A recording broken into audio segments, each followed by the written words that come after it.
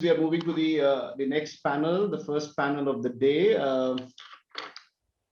This is interesting. This panel has some leaders who have their varied experience and journey. They have varied experience in terms of disruption and transformation. The difference is of what nature and what size in the last 1 year. It is something which is just very different altogether, as we know. So as I start, I would like to welcome my fellow panelists here. I can see Alison Henriksen joining in from London. Hi, Alison. Very good morning to you. Hi, Rakesh. Very nice. Nice to see you, Alison. So folks, whoever have joined in virtually, they know very clearly the speaker profiles have been circulated, but still I would like to quickly highlight about Alison. For 2.5 decades of finance experience, worked across multiple geographies, played finance director roles with the larger organizations, and in the current role, working, really trying to create something which is a market disruptor, working with an agri biotech company focused on animal genetics. So welcome, Alison, to this panel. I have another panelist with me, Sumit Ray, Dr. Sumit Ray. Sumit, can you hear me? Sumit, you are on mute. Sorry, hello, it's Sumit Mitra. Very nice to see you, Sumit. Sumit, of course, brings a great experience from the two large organizations which he has dealt with. Of course, many other roles, etc., and many kinds of roles within organization. But this too is a very interesting organizational roles like British Telecom and with Tesco, where he represents the organization today, running a large global business services. And you have been phenomenal in creating and building the, if I can say, the industry in global India, Sumit. So very warm welcome to you to this panel. I have a third co-panelist with me, Mr. Amitav Ray. Amitav, can you hear me? Hello. Warm welcome, Amitav. Yes. Of course, Amitav is it's less to talk about the kind of passion he brings in as a passionate leader, a futuristic leader, an author, and so on and so forth. And the kind of journey which you have traveled in the last 2.5 decades, Amitav, with the organizations like IBM and now with Ericsson, and leading a very interesting kind of combination of work is phenomenal. So I'm going to really be pleased to have all three of you in this panel. So welcome you, Amitav, as well. So Amitav, you can hear me well? Yes. Yeah, okay. There was a blip in the between for a second, so I was just wondering that the network. I think these are the disruptions and turbulence we'll have to start living with. I think, in the beginning when I started this conclave, as I was talking about, this is the 10th year of the conclave, and 9 years we have been doing a lot of this physical events. So they're the kind of turbulence were very different. The flights not landing on time, the speakers not reaching the venue on time, or the screens going off, the projectors not working, or something like that, or the hotel guys all of a sudden having something to construct and there's a noise around. Now today the disruption is of a different nature, or the turbulence of a different nature. IT is not working. There's an upgrade, downgrade which is required because all of a sudden somebody who's a panelist will pop up, and my backend team is required to move him into a different role. It's a different kind of a turbulence. And that is where I wanted to start with. And I think this is nothing new. We all know change is inevitable. Change is only constant, is what we talk for years. Having said that, very recently I coined a term called ocean change. And if I request my backend panelists, backend team to put all 4 of us on the screen, please. I can see only 2 of us on the screen. Yeah. So the very interestingly, that term, I coined a term called ocean change, friends, because we have been talking about sea change. Or there's a sea change, and I felt the last year was an ocean change. It was not a sea change. I know the Oxford still to buy that word, but that's the way it is. It's an ocean change, and for the first time in the history of the mankind, that's a kind of turbulence we witnessed, we experienced. The difference was the kind of a reach it had, the kind of magnitude and the impact it had was very different versus many of the disruptions which we might have experienced in the past. And that's why even just before this, when Ravi was talking about, till last year we were propagating, we were trying to, communicate, engineer our own disruption. In fact, the kind of disruption happened last year was of a very different nature altogether. So one of the things which has become very common as we talk about is that very, very clear to us is that the old normal, what we knew, is not going to come back. So there has to be something called next normal, very clearly. And the next normal we're talking about, the only normal is disruption as the usual, and disruption as usual as the business as usual. That is what we're going to have a discussion just now. Now, there's an interesting rhyming words, and please pardon me, I keep on using it. So I've used a DAU and a BAU and a TAU. So DAU, is a disruption as usual, as the business as usual. In the TAU, it's turbulence as unusual environment, right? So we have to look at these three DAUs, BAUs, and TAU, and then build on it in terms of the next normal. There are a lot of things which has changed. The elevation of consumerism, Bruderi. I don't remember last when I went out to a supermarket and Tesco. I mean, that's where, Sumit, I would like to come to you. I was saying, how life has changed for us. Everything has changed in terms of supply chain. Earlier, we used to talk about this country is good in terms of producing this, etc., or looking at technology. The whole, I was talking with somebody and he was saying, the virtual, it was very difficult to talk about that. Come on, Teams, and we'll collaborate and we'll work together. Today, Teams and WebEx and Zooms are the only way you live and eat. I mean, you can forget anything else, but you can't forget your some of these virtual equipments to connect and so on and so forth. So it has changed substantially. And with this context, I wanted to start the conversation among us, and maybe I'll request. It'll be helpful if Alison, you can pick the first point and share your inputs in terms of. So as I say, the pandemic and its related lockdown brought some of the most innovative and bright solutions. Let's be, acknowledging that fact. Of course, some of the scenarios, the way it was implemented was maybe responding to it or reacting to it. Still the unpredictable turbulence is demanding to leave very clearly the past and focus on future. So what has gone bygone. Now let's focus on the future. So where I wanted to get your perspective is from your industry point of view. How do you think organizations of today should build up their future strategies, given that disruption may actually become a consistent reality? So we'd like to hear from you, Alison. Over to you. Okay, thanks, Rakesh. That's a big question. I guess. Well, what I would say, our company is what we do is we provide genetic improvement in porcine and bovine, so pigs and cows. And actually, as a company, our animal disease has been a bigger disruptor for us than COVID-19 was.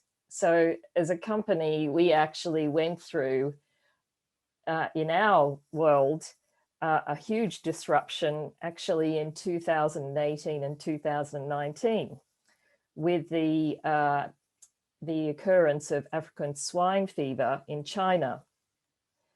And in the porcine world, that was a global event because half of the global porcine market is in China.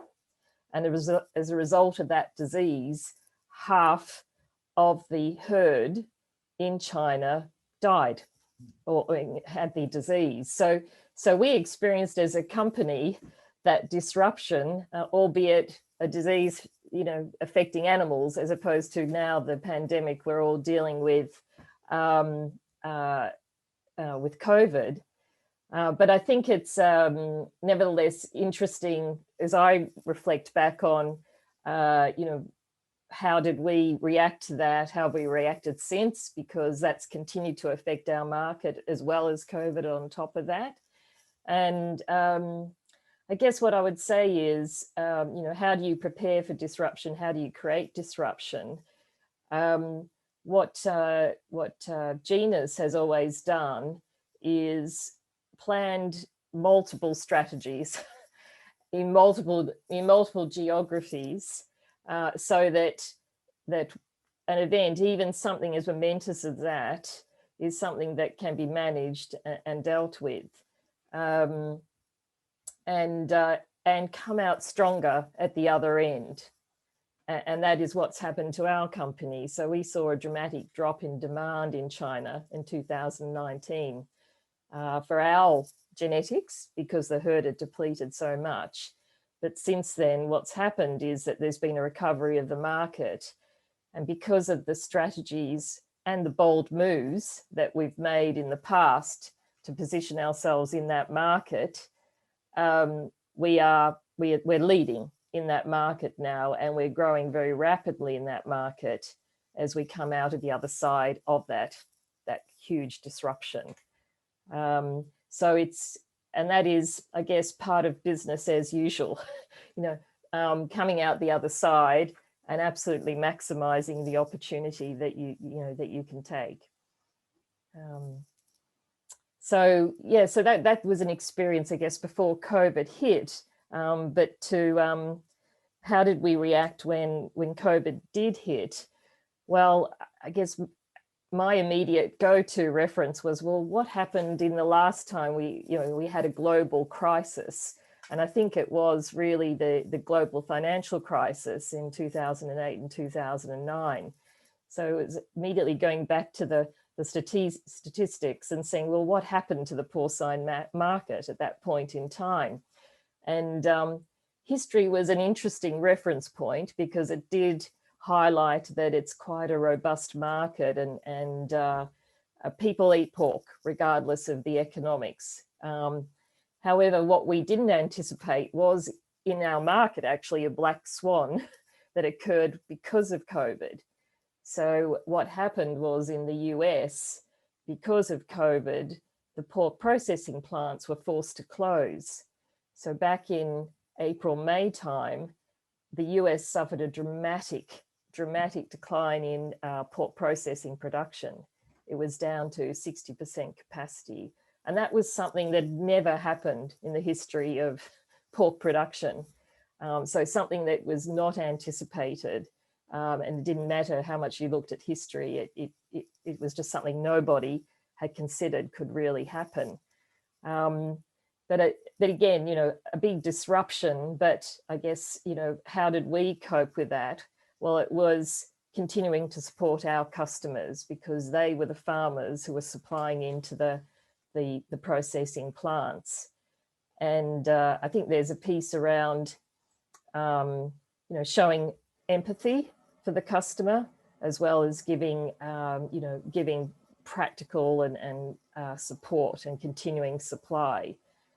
So we took an action which was not requested by our customers at all, but we decided to be very proactive and approach them and completely change the terms that they had with us in their favor. And economically, for them, it was not a significant thing, because we're about 2% of their cost. But in terms of the impact it had on the customer and the relationship, it was much more significant than that, because of the empathy that we showed, and that loyalty, I guess, we showed as their suppliers. So I could talk more. There's so many more examples, during this period, but they're just a couple of stories from our business. Sure, Alyssa. I think it was good to hear the experience which you connected your dot with the last global crisis and how you built on it. I have a couple of questions on that. I'll come back to you. Maybe I'll just hear first from Amitav, and I'll request Amitav if you can just share a little bit about your experience, and particularly if I have to just check with you. It seems fear of disruption is causing more panic than the disruption itself. However, the industry did well, no doubt, and considering multiple things. How did your organizations is working towards aligning with the fears and doubts of employees and customers to keep their faith, because as you know, the kind of competitions which is growing and becoming fierce, the kind of customer loyalty, I think even Alison was talking about. So what has been your experience to keep it from the employee point of view as well as from the customer point of view, and what are the few things which you are visualizing, if you can also talk through as you go ahead? So both how you have done it and what kind of things we're looking at, Amit, that will be helpful to hear from. Thanks, Rakesh, and very good afternoon to all of you. It's indeed a pleasure to be here with such a large number of talented and experienced leaders like yourself. I thank Shared Services Forum for providing me the opportunity to interact with you. It's really a privilege and honor. I think that's a very important question, and all of you are stalwarts in your own field. So I'm confident that as practicing leaders, you all know much more about managing disruption, because that's DAU and BAU thing we discussed. You face uncertainty, I think, every day, right, in your work, and you all know how to handle it. Okay, so here are a couple of things I would like to say. No, we all do plan A, plan B, plan C. But before that, let me ask all of you a question. How many of you drive a car? By the way, I drive most of the time. I'm sure you must have guessed by now that why I asked the question. The way we drive on roads here, and I'm saying in India, you know how to drive, you know the rules, but is that enough to drive safely? You need to be very, very alert.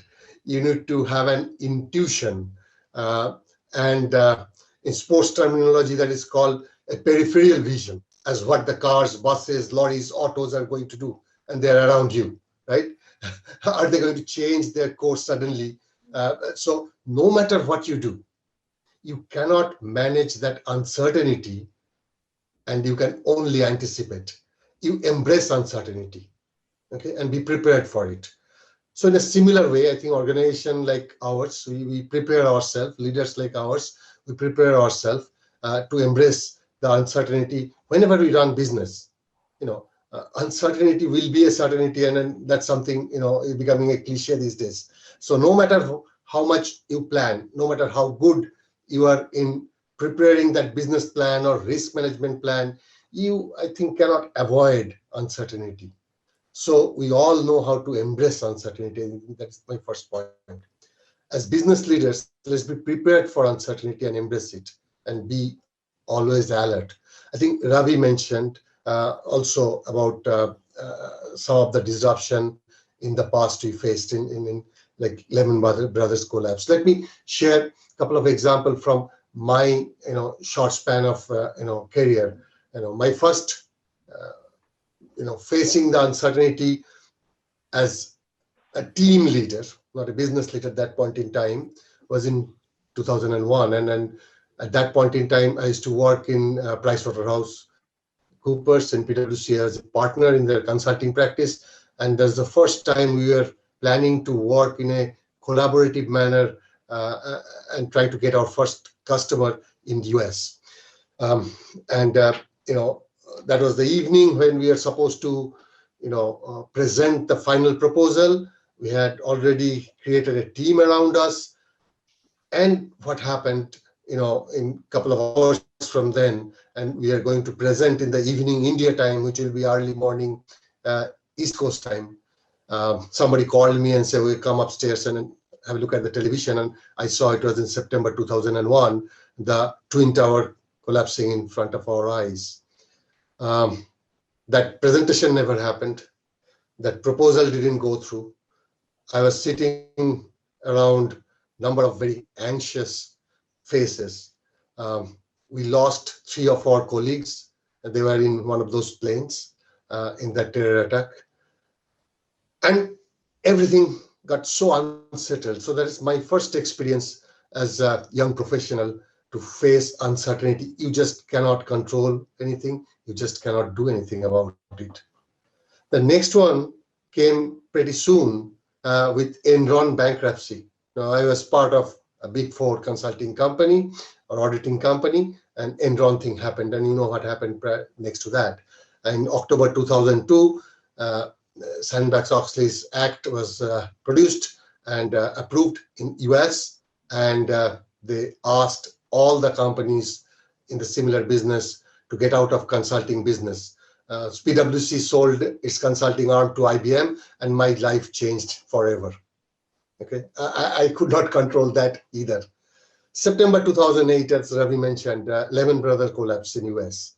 All our major projects stopped, and I was working in IBM at that point in time. Customers stopped spending money, and we had to come back and pivot back to a new kind of proposal, how we can go and start engaging with customers with a very, very different kind of business model, right? So, you have to prepare yourself for that. And in January this year, right, last year, 2020, COVID-19 happened.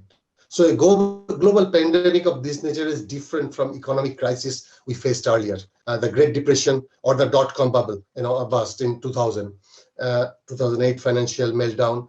They were kind of triggered by a single event primarily, and which lasted for a few months or years. Okay, but what I have seen, that there's this human endeavor to continuously work and find new ways to survival, even innovate. And there's a very interesting link between innovation and in these crises. Harvard political economist Joseph Smumter long ago argued that the crisis was seabed of innovation and entrepreneurship. So I come from a technology company, so I'll talk about what kind of innovation we have seen in technology. Okay, innovation developed during crises are huge. We could argue that each of these crises, they unleashed an economic condition after they're restored. It unleashed huge amount of innovation in the field. It's interesting, like economists track patents granted from 1901 to 2005, and there were clear spike in innovative activities during the long depression of 1870s and 1880s and the Great Depression of 1930s. Okay, I can give you a couple of examples like magnetic tape recording, helicopter, nylon, the ballpoint pen, were even milestone innovations during the 1929 depression. So, I think companies like us and all of you, the companies you represent, they prepared themselves for such depression these days and work around it. I think building on this, Amitabh, as you were talking about, I think the whole preparation and planning for disruption, I think one of the experience which has happened just last year in this pandemic, and this is one of the experience, and as you rightly talked about many things in the past as well. The difference of the last year was it was the impact, as we talked about, the magnitude, the reach, etc., versus many of the disruptions in the past. One thing where I would request if Sumit, you can share your thoughts. We're talking about this responding to the disruption. We're talking about being prepared to respond to this disruption. We're talking about innovation. I think Amitabh talked about this innovation very nicely. I think, how do you see that there is a very critical need to first have that imagination ahead of the innovation? So you need to even start visualizing it, before even you start innovating it, and then you start preparing for the disruption. So if you just want to share your quick experience in terms of your pandemic experience, but more than that, if you can just bring it to this specific point, how do you see that imagination before innovation and being then preparing for this disruption as usual? How do you see that? Hi, and thank you, Rakesh. I'm Sumit. I head up Tesco Global Business Services for Tesco. And those of you haven't heard of Tesco is the largest food retailer in Europe.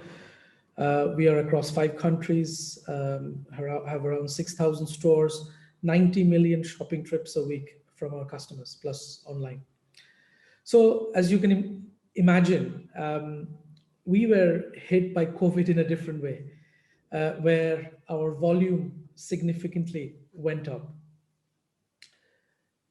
I would come up with a quote from Eisenhower, who once said, planning is useless, but plans are useless, but planning is indispensable.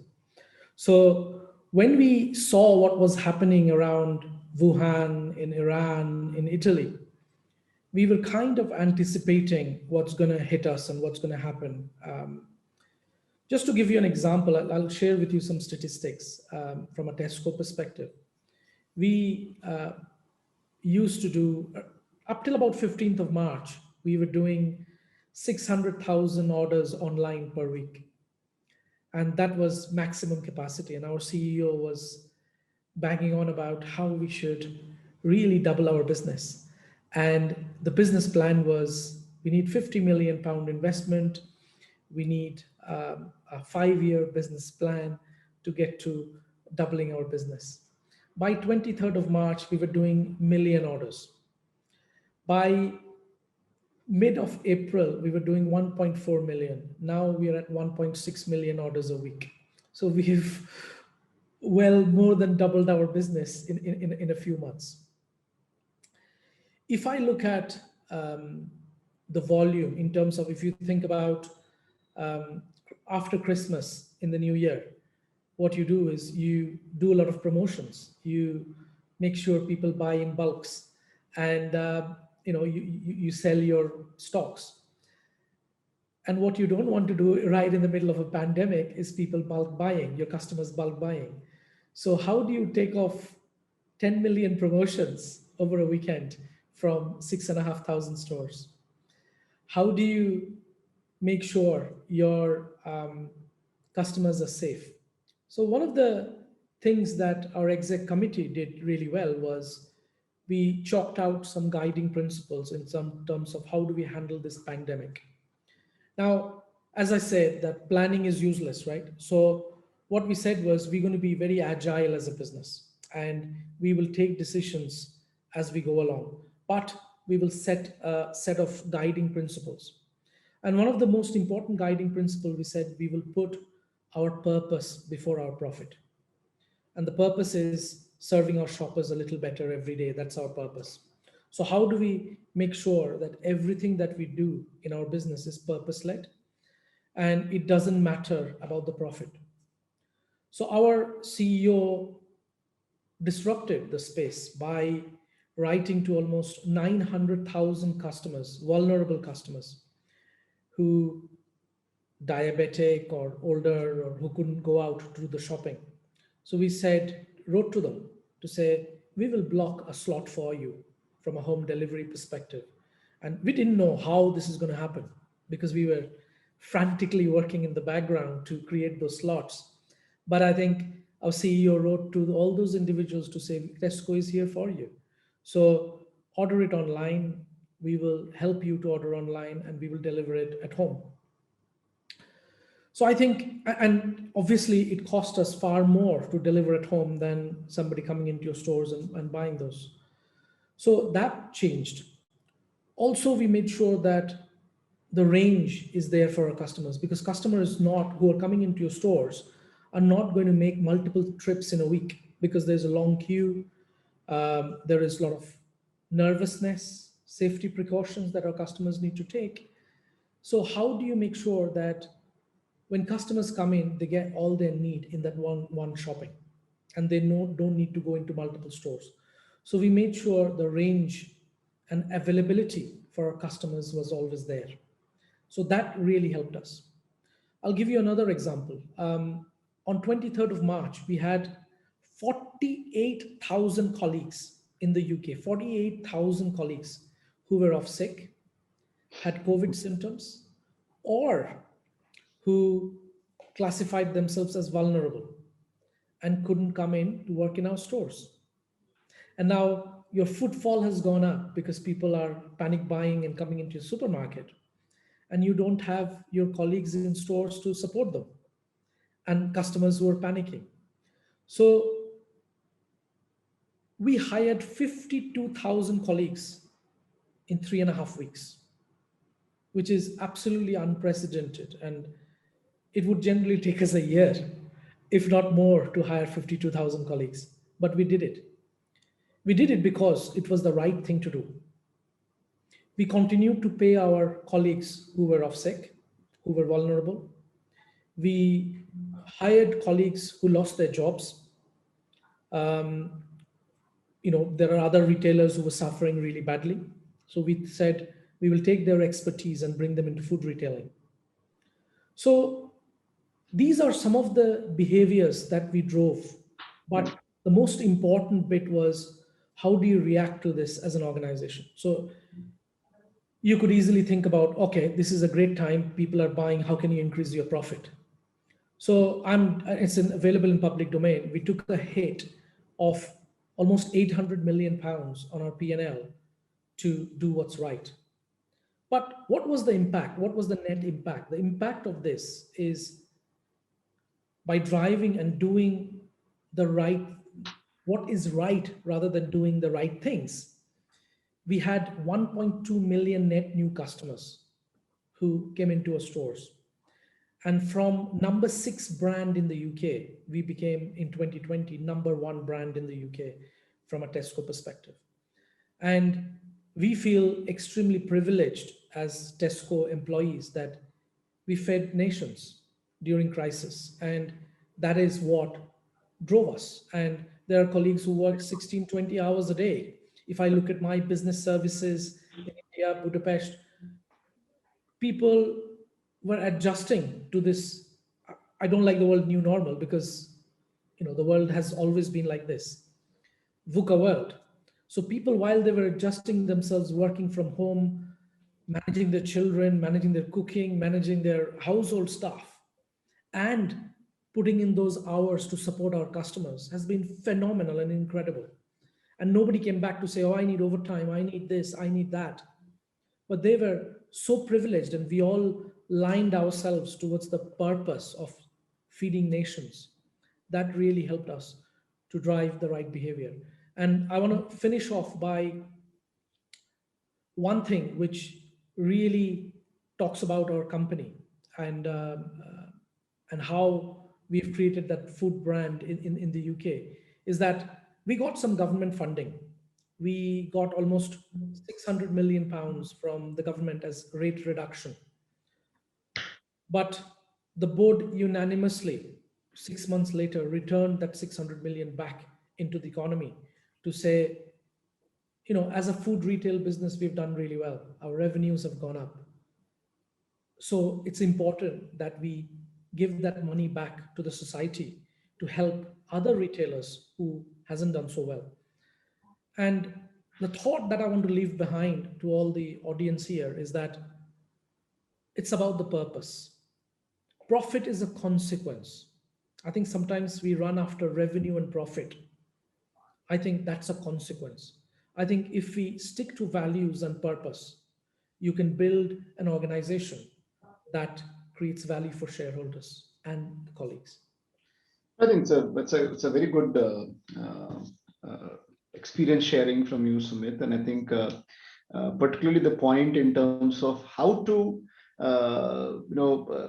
win that customer loyalty, even in the time of disruption. The way you talked about, it's not about just the profitability, looking at the right things, and where from moving from brand, the top 6 to moving up the ladder and becoming one of the great brands. I think these are a few things which is very important to keep in the mind as I hear from you, from ensuring the customer loyalty and thinking of customer, and not being over focused in that specific duration of saying, okay, I can make more revenue, I can make more profit this point of time, and let things about it.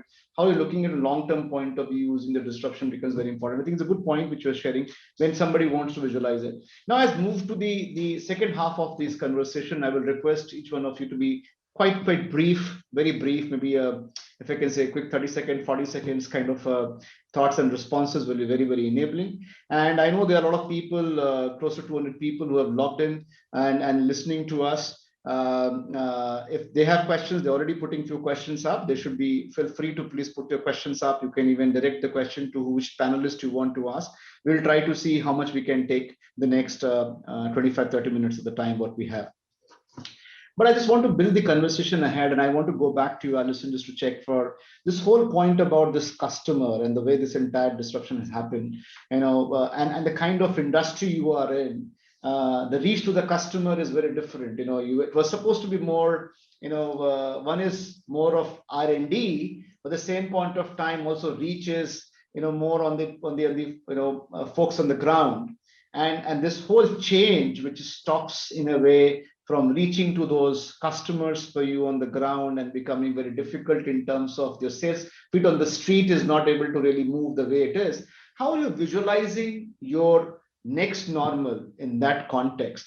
A, and B, this is once which has happened and you may be able to visualize something, but how are you making that as a part of your business as usual, thinking that, okay, it can come back, something else may happen, and so on and so forth. So how are you looking at customer reach and customer engagement and not letting them go and not letting them leave Genus? How are you looking at that, Alice?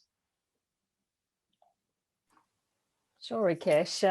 Yes, I think that's absolutely this situation has accelerated how we are changing the way that we're engaging with our customers. So our customers are farmers. And for those who have been exposed to the agricultural industries, they are generally conservative.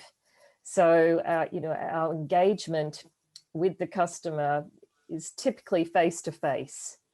And particularly in the dairy industry, there is an expectation that our people will drive down the farm drive and have those face-to-face discussions with the customer, whether it's to sell or whether it's to just talk to him about his business and how we can support his operations.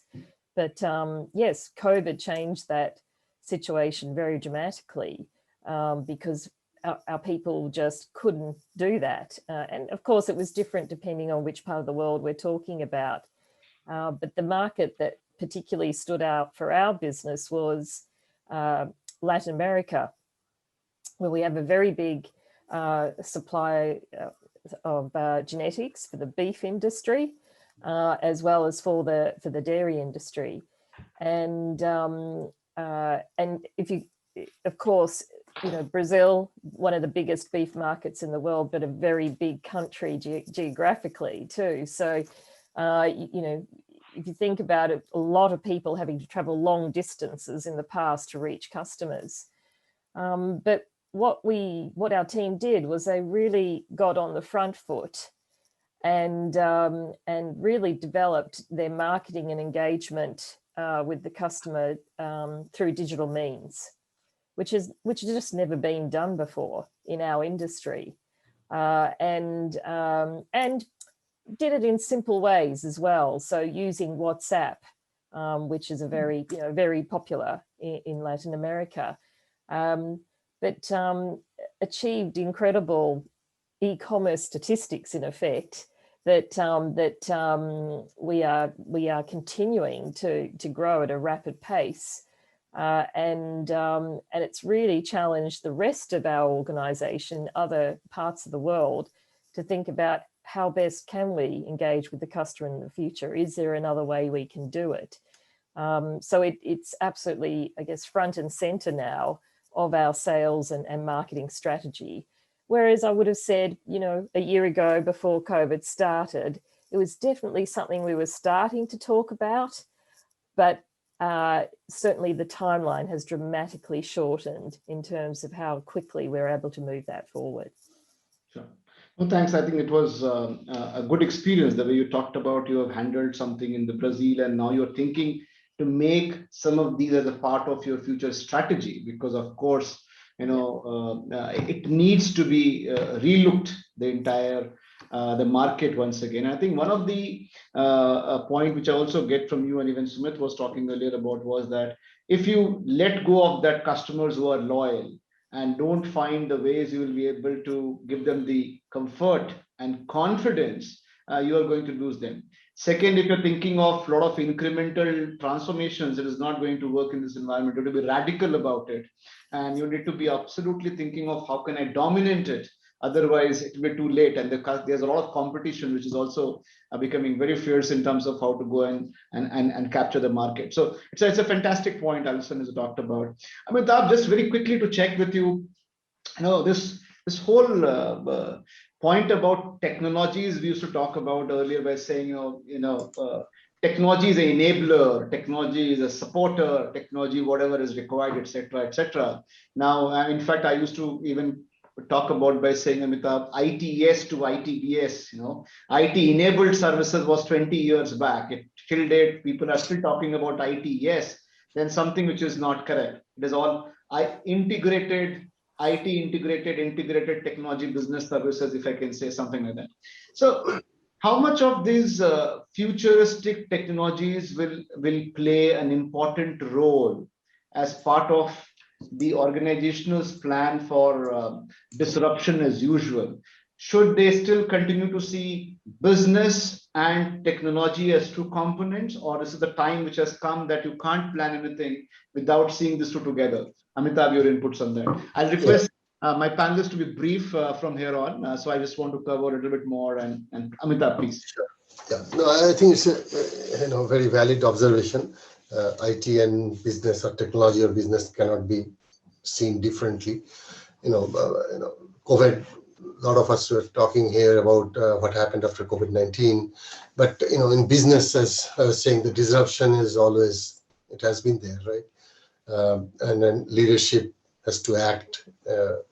Earlier the disruption were primarily driven by technological changes, right? Now we can see the other kind of disruptions as well. So I think you'll have to look at it as central part, like even after COVID, like when we were talking about working from home and things like that. I think it's becoming more important to adopt the mixed reality kind of technologies, like with AR and VR and holographic technology, and those things will come. One thing for sure, the fourth industrial revolution has been telescoped a few years by this current pandemic, right? So we'll see faster adoption of this technology in each and every business. So more automation and more technology-driven things. Very, very nice. Thank you for sharing a quick inputs on that, Amitabh. And you're right. I think there's all AR, VR, blockchain, etc., etc. I mean, it's also what I hear from you is that there could be multiple kinds of technologies, but it needs to be weaved into your business context, and then accordingly, look at, and it should not be absolutely seen as two different things, business and technology plan for it. That's what I hear from you. I'll just quickly take an input from you, Sumit, in terms of looking at this, this whole plan for future. We're talking about preparing the people for the future is a daunting task, right? Given this, still this is quite elusive in terms of what is the future of work going to look like, what is going to exist, what is going to die, what will be the scenarios, etc., etc. What kind of competencies are likely to become a value as we go ahead, and how do you see your organization equipping itself and its employees to be ready in that context? If you can just throw a bit of a quick light on that, will be helpful. Thank you, Rakesh. I will add a little bit on your previous point, on your previous question, is that I think sometimes we depend too much on technology, thinking technology is this shiny bullet train that will take us from one place to another. But for a bullet train to run, you need the tracks. And I think the two tracks of that technology bullet train is the culture of the organization and also your processes of your organization. Technology is useless if your process is all over the place. So I just want to add that. Now, if I am to put my crystal ball in front of me and look at the future, if you see what European Commission is saying, is in the next, probably by 2022-23, we are looking at almost 90% of the jobs will require digital skills. Then if you look at 65% of the jobs in next 15 years no longer will stay. So there'll be a new kind of job that is required. So I think it's about the culture and the mindset change that is required within the organization. One is, it's not about headcount anymore, it's about skill count. So how do you upskill your talent that you have? And also people talk about war of talent. The war of talent doesn't exist. The talent have already won the war. So how do we make sure we retain those talent and upskill them to make them future fit? And that future fit is about, building the right level of empathy, right level of emotional intelligence, and analytical and digital skills that is required to build the future of your business. Because it's no longer about transaction anymore. Transaction will be done by a very hybrid, I call it humbot operations, human and robotics, powered by artificial intelligence and machine learning. But it's the analytics layer on top, which will give you the customer insight, colleague insight, supplier insight, business insight. And that's what's going to drive your business forward. I think those are the skills, which are the skills of the future. And if there is one attribute that you need to have for the future, is empathy and emotional intelligence. Oh, thanks, Sumit. I think it makes certainly a lot of sense. And as before I move on, and I have a couple of questions at this point as well in terms of the employee side and the people side, but I'll come back to you. I know we have to trigger a poll, so can I request the backend to trigger a poll for all the audience? And I think even panelists can participate in that poll. So it'll just take 30 seconds. Can we have a poll on the screen, please?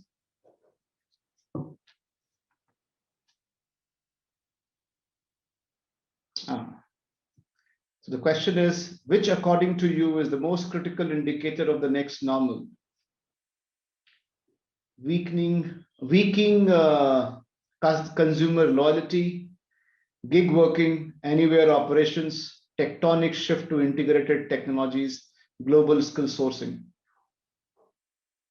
And I'm sure there'll be many more, but I think this is a quick poll question to check the quick indicators. I think even panelists can give their responses.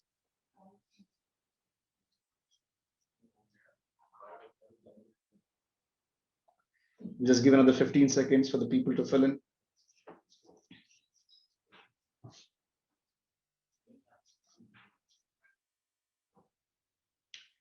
Okay, I think it was good. I'll just request the host to stop the poll, please. We'll take a question and then come back and publish the results. So just be ready with it. I just want to take a quick question forward and building it further with Alison. And I think there's a question even coming from the panelist as well, I can see. And I'll request panelists, if you have time, you can even respond in the chat box if you want to, because some questions are directed straight to you. But just building a question to you, Alison, and there was a couple of points which were discussed about this whole statistics, the predictive analytics. The whole financial model will have to be relooked. That's what there's a question all about, by saying, are we going to still continue with the same approach of predictive analytics and believe the outcome of predictive analytics, or we are going to say, okay, no, there'll be a lot of disruptions on the way, which is going to possible. So have this predictive analytics there, but then plan your things, assuming some more disruptions on the way, and so on and so forth. And similarly, what kind of financial models, like looking at capex versus opex, do you think is something which going to be prevalent, the cost takeout? So just share a bit of thought in terms of financial models, as well as this whole connect to the predictive analyst, how much you should stick to this predictive analytics and believe it. I think there's no question, the more agile you can be in your use of analytics and statistics, the better. Static forecasts are a thing of the past, I think. In terms of financial modeling and just thinking about financial management, I guess as a CFO, I don't think much has changed really in terms of some fundamental principles if you want to have a sound financial position as a company. If you're taking high risks from a financial perspective, whatever environment we're in, those risks will mean that your company is more susceptible to disruption and more susceptible in a financial way if something goes wrong. Our company isn't like that. We've always had a very strong balance sheet, but to cover the downside and make sure we've got protection for the downside. But on the other hand, we're also ensuring we've got lots of firepower and headroom to take advantage of situations where there are other companies that haven't got the same balance, financial balance.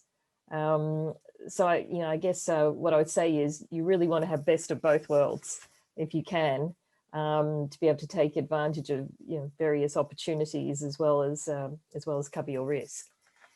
Sure. No, I think it's a fair thought, and of course depends on the industry and the company to company and the market which you are operating. Yeah. So absolutely that has to be also kept in the mind as we keep talking about. There's something called, we use a word or an acronym to say BIC to BIC from an SSF point of view, to say best in class to best in context. So you have to of course draw it from the industry, look at the predictive analytics, look at the plan, etc. And I think even plan and planning was a cautious word which was used by, I think, Sumit, by saying planning is important, as Amitabh was also talking about. So plan for it, but then plan for disruption as well. Just bake that disruption as part of it as you're building the plan. What I hear from you, I think Amitabh, a very quick comment, and I'm sorry about this. I think I have to be very, very quick, and it's absolutely from now onwards we'll have a rapid fires. So we'll have a 20 seconds kind of responses, 30-second responses, if you allow me to. But I also want to take some of the questions coming from the audiences as well. So Amitabh, there's a term, home shoring. This is again nothing new as a concept. You work from home, and if you go to the North Americas or UKs, for decades people were working out of their home. There was nothing new about it, right? But when you look at from the context of this whole offshoring industry, sometime leaders like you represent in a large numbers. The home shoring as a concept, how it is becoming, and there are a lot of conversation about it becoming a trend towards the next normal. And I'm talking about home shoring from an offshore point of view, not an onshore home shoring. So you move the work offshore, and in the offshore, I think in the pandemic, a lot of this home shoring was happening any which ways. We were pushed to do the work from home for a different reason altogether. Now, when this whole offshoring journey will continue for some of you as an organization, are you building a specific strategy to bake in what can be offshore, homeshore, and what could be offshore work from office, if I can use the word? So is that becoming a important strategy as part of you as an organization? Absolutely, and we are looking into it. So, as we speak, 85,000 of Ericsson employees today are working from home, running networks, R&D, support function. So overall, migrating every function of the company to home. Of course, there are some that cannot work from home because it requires for certain business requirement to have a different kind of infrastructure. So they are coming, and we are trying to see in those areas as well if we can put some level of automation or technology that, so we can create that footprint which can work from home even bigger. So today we need at least 5% of our people to be in office, and we're trying to reduce that as well. So I think home shoring is easier for offshoring, because I believe when a customer mentally decide to move his or her job from to 5,000 kilometers, I think 5,004 or 4,090 wouldn't make any difference. So I think that's always an advantage for offshore operator. I think it's about mindset of people who are managing the workforce, how we deal with that. So I think that HR or the people function area is where we need to work more, and perhaps educating our line managers to embrace this as a change. I think that's the layer feeling a little uncomfortable, not the people who are working or not the people who are giving the work. Interesting. Very well. I think it's a very good perspective. Can I request my backend to put all the panelists, 4 of us, on the screen, please, and also publish the poll result.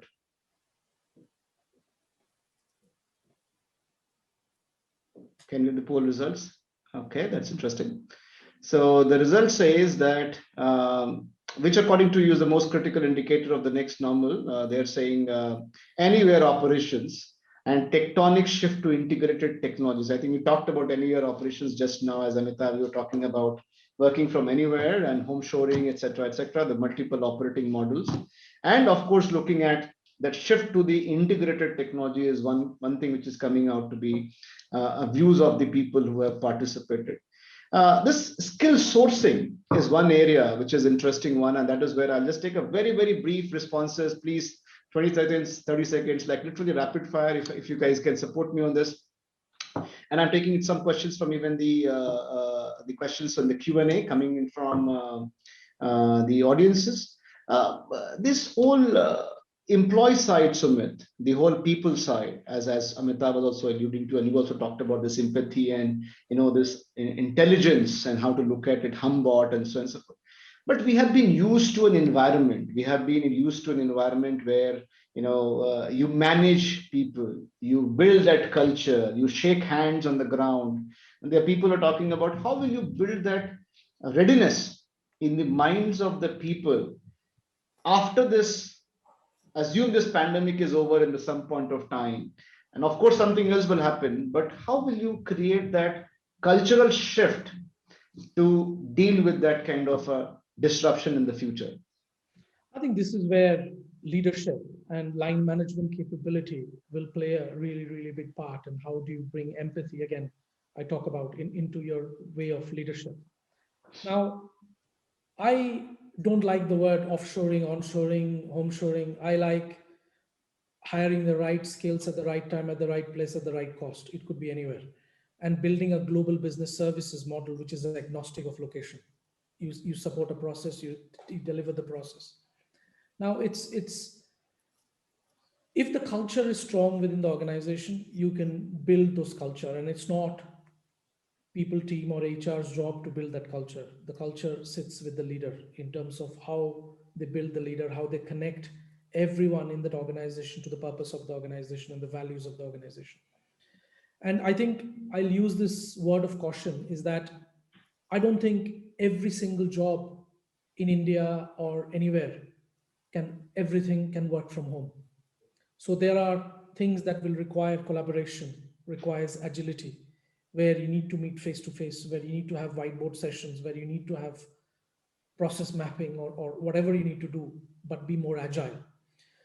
I think it's important that the flexibility is there so that you can come into office whenever you want to and work from home whenever you want to. But office is here to stay. It's not like 100% of the workforce will always work from home. It's not going to happen. If it happens, it's a big mistake. Right. Thanks, Sumit. I think very quickly from you, Alison, you're talking about looking at the disruption what we have already gone through. There's a question more from one of the attendees is, what is the next disruption you visualize?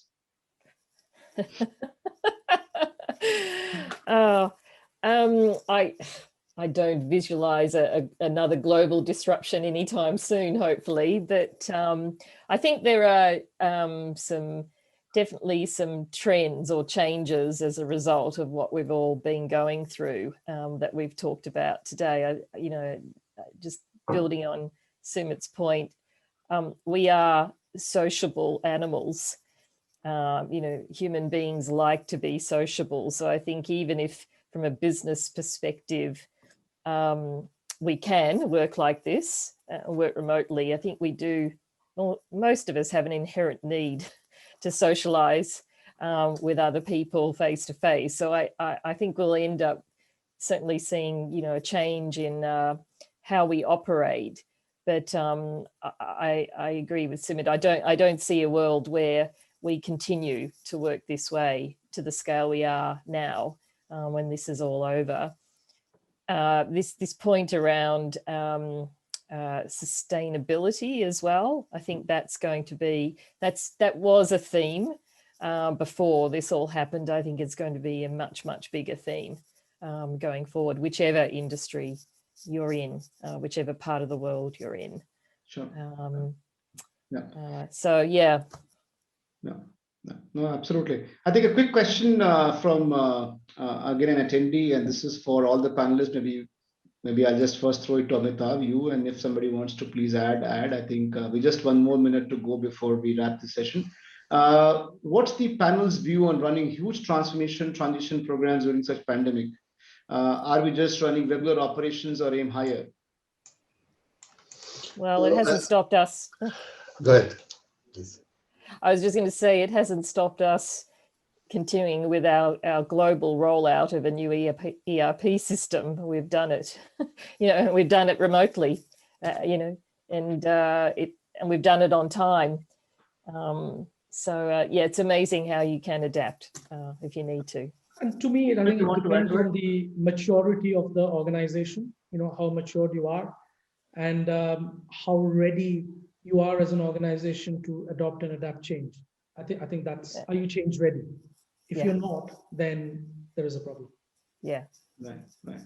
I think Amitabh, a quick question is in terms of, do you think this whole environment of, from an India context, working from home is going to continue for long, or is it like too early to talk about that everything will be working from home? Is it like a decision taken in haste, or people need to still plan for how to balance between WFO and WFH, if I can say? Yeah, I think this is going to stay. Certain thing, make permanent, mark on the way we do things. I think this is one of those watershed moments. It was never tested, right? So now it got tested. I'm sure that this will not stay at a current level. There will be a hybrid model, and based on the business need. I think, I meet a lot of young talent. I think they are more comfortable working from home.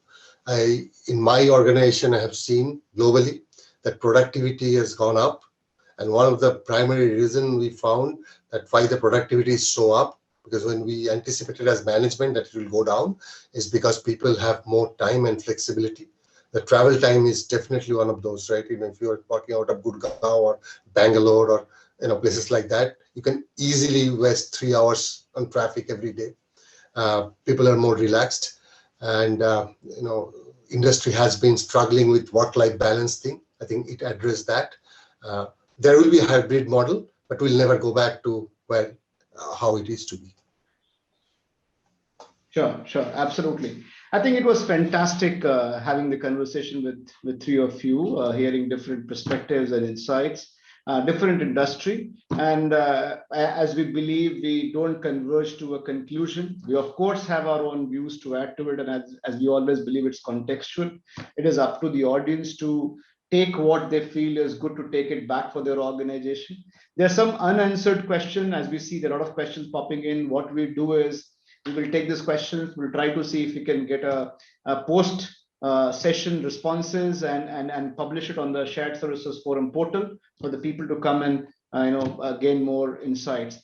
Do feel free to reach out, all of you who have logged in with any questions further. We will ensure we find some opportunity to reach to the panelists and receive their insights on this as well.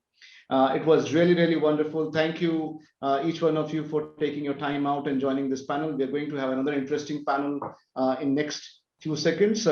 Thank you, Alison, for taking time out and joining us an early morning for you. Thank you, Amitabh. Really, really appreciate taking time out from a busy schedule and joining us and sharing your insights. And thank you, Sumit, for wonderful insights. I think a lot of questions for you. I think the people wants to talk to you more, Sumit. Maybe we will reach out to you with some questions for your responses separately. Sure, no problem. Will be a pleasure. Thank you, Rakesh. Thank you all. Thank you all. Thank you very much. Thank you.